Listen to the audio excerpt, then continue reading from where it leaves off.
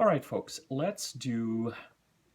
before we get to the new moon in Pisces tomorrow at around 9:34 a.m. Pacific time, let's talk about, tomorrow being March the 2nd, let's talk about the activity in the sign of Aquarius. We have done a couple of videos recently, last few days. The first one was sort of a broad overview of where we're at. We did a video on the planets in Capricorn yesterday, and all the planets are kind of very and so we're going to do this video on Aquarius, and we're going to have the new moon in Pisces. All the planets are very kind of focused in right now in about a quadrant of the chart, so to speak.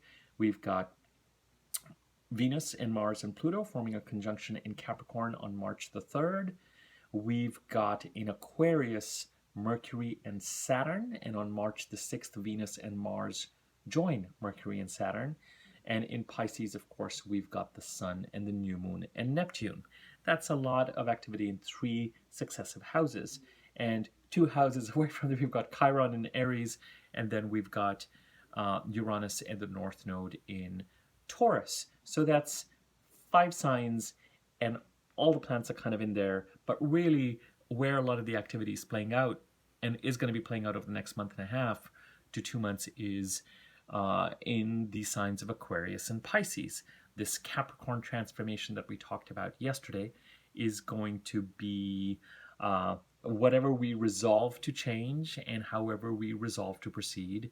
That resolution will be done by the end of this week. Now, even though whenever the sun enters a particular sign, conventionally on the internet and everywhere we talk about it being right now Pisces season, because the sun is going over the sign of Pisces. But and so Aquarius season technically started on January the 21st or thereabouts. And we had a new moon in Aquarius on January the 31st. But Mars and Venus are yet to enter Aquarius. They enter on March the 6th together, and Mercury is still very much in Aquarius, and today formed a very important conjunction with Saturn. Indeed, the planets going through the sign of Aquarius are going to form a conjunction with Saturn. Mercury today, Venus on, hold on, I have this down here, so I'm not searching for it. Venus on March the 28th and Mars on April the 4th. So even though the sun entered Aquarius on the 21st, actually, let's talk about just how long this Aquarius season has been going. Mercury entered Aquarius on January the 2nd. Then it went retrograde on January the 14th and went out of Aquarius on January the 26th. So somewhere communicating about, thinking about, processing, transacting, receiving messages, receiving emails, receiving communications related to the Aquarius part of the chart goes back to January. Actually, it goes back to 2021 when we had Jupiter in Aquarius and Saturn in Aquarius. And 2021, the big transit was what? Saturn in Aquarius squares Uranus in Taurus. If you remember, I have been focusing a lot when we talk about the Leo full moon on February the 16th on this idea of tests and our strategy and passing tests or failing tests. And if we failed the test, then we were also given the support from Spirit to learn what we needed to learn, however that support may have come to you. The test really has to do with the sign of Aquarius. The hardest work, the most important work that we could be doing right now is in the sign of Aquarius. Where does Aquarius sit in your chart? What house does it occupy? And what does that house stand for? The reason for this being that we've got, number one, Saturn here, and Saturn demands and asks that we up our game wherever it is transiting through. And often there can be a business or commercial aspect to Saturn. I'll say business, I'll say professional.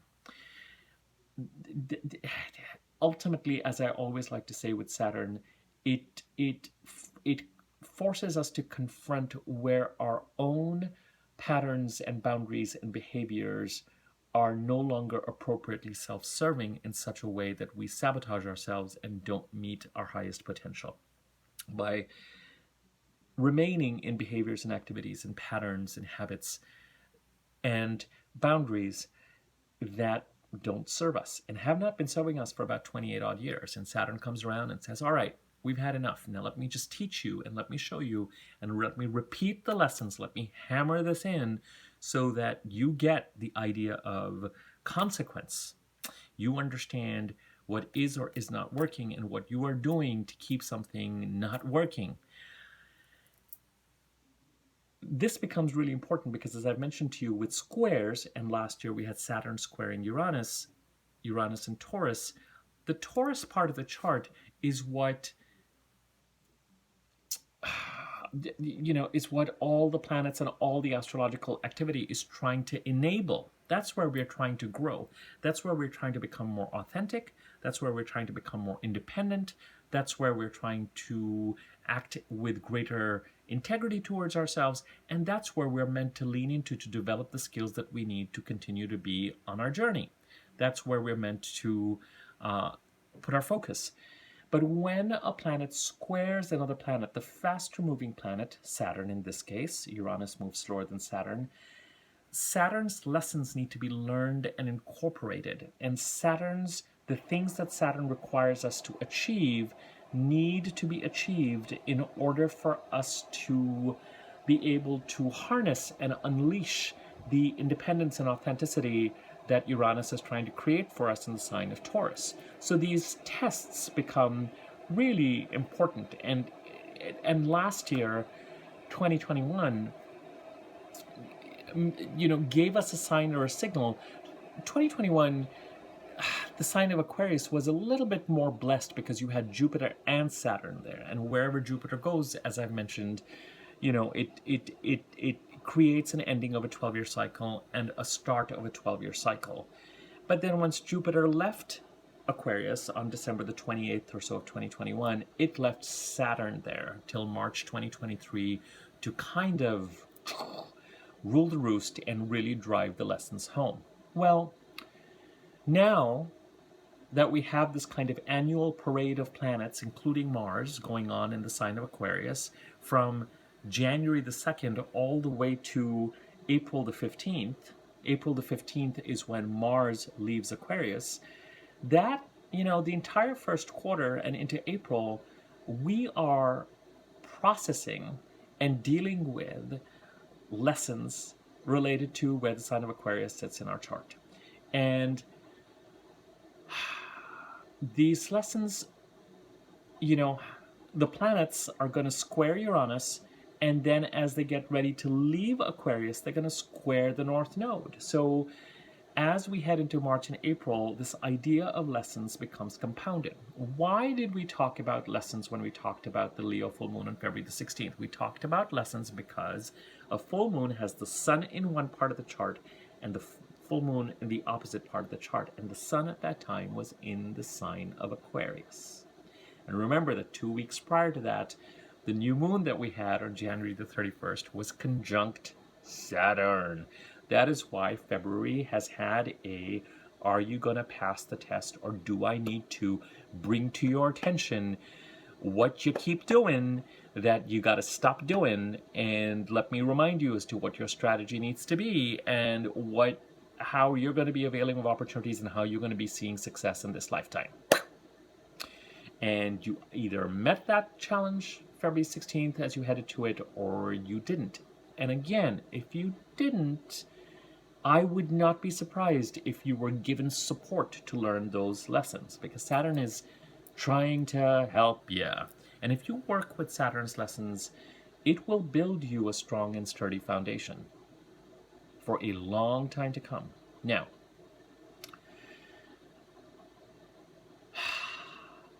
Mercury came into Aquarius January the 2nd. Communication started about this part of the chart. Went retrograde January the 14th. Went back into Capricorn January the 26th. The Sun came into Aquarius January the 20th. We had a new moon on January the 31st, and tomorrow we finish this new moon cycle. So it would not be surprising to me at all if critical developments have occurred in the Aquarius part of your chart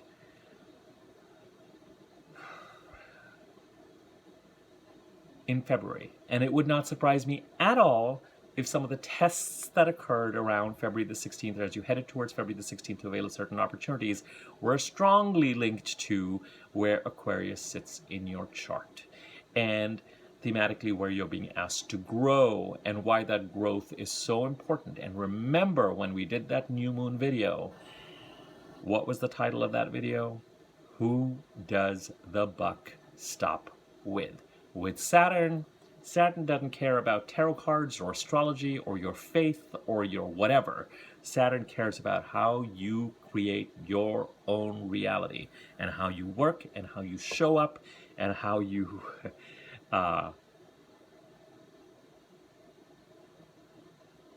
love yourself and believe in and take care of your own potential. I know it may not feel like it sometimes with Saturn, but if you think about it, that's where Saturn is constantly working on our behalf. And so the question becomes, and the lessons are, who does the buck stop with? Who is the person who avails of opportunities? Who's the person who creates? Who's the person who has to draw the boundary? Who's the person? With Saturn, it's not waiting for divine intervention of any kind to kind of help you out of a situation, even though it's helping you, okay? Today, Mercury conjuncted Saturn, and Saturn's going to go retrograde in June, and when it goes direct again on October the 22nd, it's going to come back to roughly where it is right now. So, Mercury conjuncting Saturn and Uranus today, something has happened or developed in this new moon cycle over the last 30 days, and something has happened in the last week that could be a bit of a throwdown or a challenge, and you're not going to know this or realize this or understand this. And it may be that Saturn, as it continues to focus on its lessons for us for the rest of this year, it may be that as you go through dealing with mastering whatever Saturn is asking you to master in 2022, it could very well be that you look to this new moon cycle, you look to February, and you particularly look to this last week or so, and you find that you are dealing with mastering some sort of challenge or some sort of throwdown that Saturn has thrown you away. Again, saying, who does the buck stop with? And here's the lesson. And here's what you need to untie. And here's what you need to act on. I also mentioned to you in the video we did yesterday on Capricorn that both globally and locally, let's talk about for us individually, Mercury and Venus conjuncting Pluto gives us the resolve to transform the Capricorn part of the chart to align with the Taurus part of our chart and our development there. And whether we act on that change now or not, that change is now afoot. It's been developing. Which way we're headed was announced to us between September 19th to November 19th. Between November and March the 3rd, but especially between November and about February the 7th, we were, especially between December 19th and February the 7th, we were in a kind of birth canal, but those issues were kind of brewing since November. And in the Capricorn part of the chart, we were feeling the pressure or the need to transform something in that part of the chart. The house Capricorn occupies what that house stands for, to assist in the transformation and support the transformation that is going on in the sign of Taurus. Those new developments that were announced September 19th to November 19th of 2021, and that are going to continue to develop for the next 2 years, but that are important in 2022, because all the eclipses in 2022 are on the Taurus-Scorpio axis. The most important developments are actions, our activities, the most important part of the chart that needs our focus. Our success is dependent on the work that we need to do in the sign of Aquarius. I'm going to just lay that out there. And the new moon cycle always brings the most development, but we've got Venus and Mars coming in here on March the 6th, and they will conjunct Saturn, like Mercury has conjuncted Saturn today, and they will assist the activities, even though we're in Pisces season, and even though tomorrow we have a new moon in Pisces, and Mercury will enter Pisces on March the 10th. But Venus will not enter Pisces till April the 5th. And Mars will not enter Pisces till April the 15th. So Pisces season also is going to extend.